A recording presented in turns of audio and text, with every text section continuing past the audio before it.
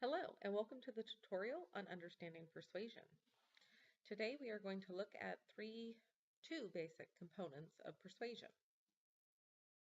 First, we will look at what persuasion is, and then we will look at the different types of propositions that exist. Propositions are ways in which we advance claims when making persuasive arguments. And then finally, we will look at persuasion and its link to credibility and how it is important to maintain a firm level of credibility when utilizing persuasion. So what is persuasion? Persuasion is actually defined as the influencing of one's attitudes, beliefs, and/or values, and in some cases even changing one's attitudes, beliefs, and/or values, and/or changing one's behavior, technically moving them to action. So, if I was to provide a persuasive topic that had you think and question the position that you hold to be true, even though you don't change your position, but you question it and think about it, then I would be successful at persuasion, for I have influenced your reinforcing of your attitude. I've influenced your attitude. Whether it may not go the direction in which I choose, I was still effective in channeling that persuasive component of having you analyze it at a higher level of depth. This is what we will focus on for our persuasive speeches. The intent to persuade the audience, to influence their attitudes, beliefs, values, and/or change their attitudes, beliefs, and/or values, and/or their behavior to move them to action. The approach that we take strongly depends on the audience's perception of the topic that we have selected. So, I would urge you to perhaps write a survey or to refer to the surveys that you've already conducted to see where the audience's attitudes, beliefs, values, and/or behavior lies on the spectrum of the topic that you're selecting. Knowing the topic or the audience's disposition towards the topic can lead you to selecting the approach that you take.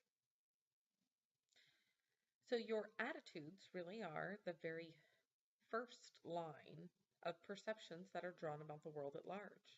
And from our attitudes, we create a belief structure. And once we believe something, that adhering to that belief formulates the values that we subscribe to. And when our values are firmly embedded, we thus then act in accordance to the values that we have.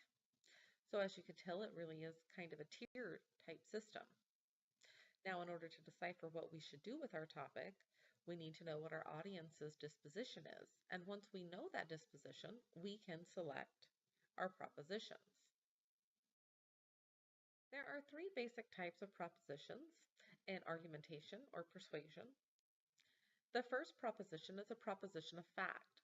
Propositions of fact argue whether something is true or false, whether something has happened or did not happen, whether it exists or doesn't exist. And in some cases, some scholars refer to it as a proposition of prediction, what will happen or will not happen. So a proposition of fact is arguing that something is, in fact, a fact. The next proposition is a proposition of value. Proposition of value calls forth judgment from listeners. This type of proposition is when the speaker is advocating that something is true, that something is just or unjust, ethical or unethical, moral or immoral, virtuous or unvirtuous. Thus, then, this proposition really focuses on the root of one's beliefs, attitudes, values, and the constructs that adhere and subscribe to their behavior. So, if your audience is in complete disagreement with your topic, moving them to behavioral change may be very challenging, but advocating for their position to be challenged in their attitudes, beliefs, or values may be a more effective approach, which would lead you with a proposition of value. Propositions of value are very beneficial on a wide spectrum of areas. One of the reasons is advocating for a proposition of fact puts you in an absolute category, and it's very hard to win over an audience in such a situation. In fact, most absolutes end up being a no. When we tend to do things that we are unsure of, we tend to adhere to the unknown instead of going forward with something. So propositions of fact run a higher risk, whereas propositions of value simply advocate that there is value in noticing or recognizing the potential for this to be an actual fact. A good example of a proposition of fact may be something along the lines of the Loch Ness Monster exists. In which case, in a proposition of fact, you would be advocating that it does exist. It is, in fact, a true species that lives on Earth. However, in a proposition of value, you would be advocating that there is a worthy argument that the Loch Ness Monster probably does exist, in which you're removing that element of absoluteness and inevitably making your persuasive argument perhaps stronger. Now, not all arguments deal with propositions of fact and value. Some actually focus on behavior. A proposition of policy advocates for the change in status quo, changing a policy or procedure and or one's actual behavior. If I wanted to give a presentation on encouraging my audience to be blood donors, then a proposition of policy would be beneficial. I am advocating that you physically go do something. One time a student gave a presentation in which they advocated that the audience should be a donor upon their unfortunate death. Now, you could run that topic as a proposition in fact, in which you advocate that you should do it, the word should is usually reserved for policy, but a proposition of fact may advocate that it is essential that you do this, for it saves lives. Therefore, it is factual that you must do so. Or you could run it as a proposition of value. There is worthiness in saving lives. It is a moral, just, ethical approach that upon your death you can save up to 7 others.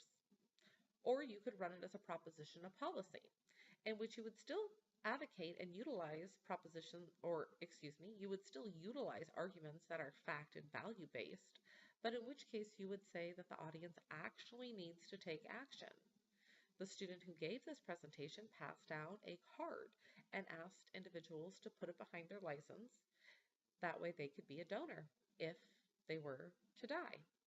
This was a very effective approach because it allowed for people to take action immediately and to follow up on that action upon renewing their license and getting their sticker that designates them as a donor. So as you can see, a proposition of fact is going to advocate that something is true or has happened or has not. A proposition of value is going to advocate for moral or immoral components, or just or unjust, ethical or unethical. And a proposition of policy is going to advocate that we change status quo. This could be policy, procedure, and or our actual behavior. Now, when we're engaging in propositions that are persuasive, we want to make sure that we have a high level of credibility is essential when using persuasion. If we look back, we understand that one of the bad raps persuasion or rhetoric gets is that it is an art of manipulation. And that is why credibility becomes so essential in the ability to construct an effective presentation. So we need to establish our credibility, not just by the sources that we use in recognizing our audience disposition, but by recognizing that our ethos is associated with the way in which we utilize information and the way in which we present that information. So we want to maintain a high level of competency, recognizing that we know what we're talking about and we're capable and effective of explaining that information in an accurate manner, and that we're trustworthy, that we're not intending to lie or offer information that is untrue as a way simply to get you to agree. Dynamicism allows us to boost our charismatic approach and become a little more likable. This will inevitably boost credibility as well. However, it can be utilized negatively, so be careful with it.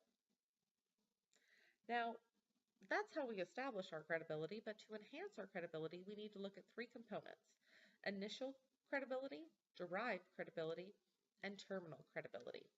Initial credibility is the credibility that you have when you first get up to give your presentation. From the moment that you walk into the classroom and sit down in the desk, or in whatever venue you present your speech, you are creating initial credibility. When you stand up and walk up to the front before you speak, this is your initial credibility. If you are poised and put together and prepared and look confident with good posture, you set forth strong initial credibility. If you walk up slouched over and say things like, oh, this isn't going to be very good, or this is going to be a boring speech, then your initial credibility drops. So be sure to be high on initial credibility. You can control this very easily. And as you proceed, you can reduce your credibility. Therefore, you want to start with the highest level of credibility possible.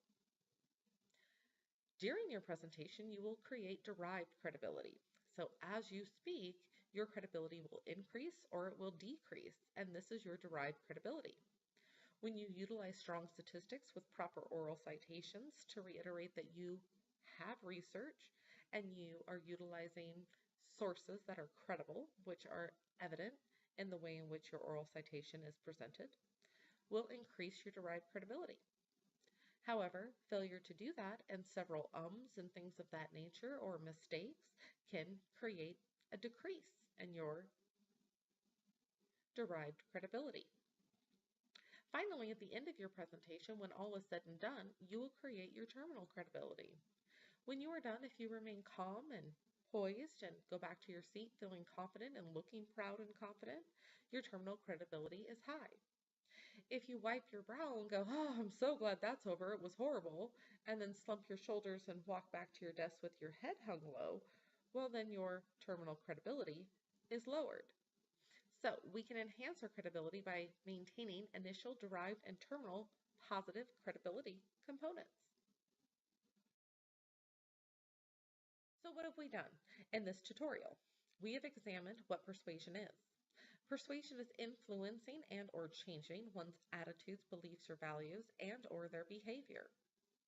We've explored types of propositions. A proposition of fact, advocating whether something is true or false, has happened or has not happened, will or will not happen. We've also looked at propositions of value, advocating for the worthiness or unworthiness of an argument, whether it is moral, immoral, just or unjust, ethical or unethical. And then finally, we looked at the propositions of policy, advocating for change in status quo through policy, procedure, and or behavior. And then finally, we looked at persuasion and its link to credibility and reiterated that it's very important to adhere to credibility. We want to have a strong level of ethos, and in order to do so, we want to be competent, trustworthy, and dynamic, as well as maintain positive initial, derived, and terminal credibility. So, hopefully this is helpful for you. With that, enjoy your next tutorial.